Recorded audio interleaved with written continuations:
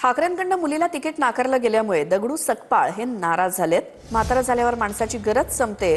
मुलीला नगरसेवक पदाची उमेदवारी न दिल्याची खंत दगडू सकपाळ यांनी बोलून दाखवली. खंत व्यक्त करतानाच सकपाळ हे भाऊक झाले. ठाकरेंकडून मुलीला तिकीट नाकारलं गेल्यामुळे दगडू सकपाळ नाराज आहेत. मी 15 वर्षात काहीच मागितलेलं नव्हतं असं देखील ते म्हणाले. तर काल दगडू सकपाळ यांची एकनाथ शिंदे यांनी घरी जाऊन भेट घेतलेली होती आणि आज दगडू सकपाळ हे TV9 मराठीशी बोलताना भाऊक झाले.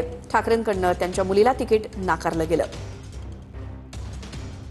शिवसेनेनं मला फार मोठं केलं, फार मोठं केलं, म्हणजे त्याबद्दल वाद नाही.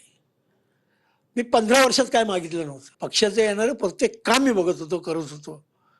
माझं म्हणलं होतं मला एक फोन केला असता आणि सांगितलं असतं की मी तुझ्याबरोबर आहे दगडू, नाही मी तिकीट देऊ शकलो तरी मला खूप झालं असतं. पण ते करण्याची त्यांनी ही दाखवली नाही. त्यामुळं मी पूर्व इतिहास सगळा माझ्या समोर आला. मला थोडं मी नाराज झाले, खरं आहे. तर काही नवीन नाही, त्याचं लपणारं नाही.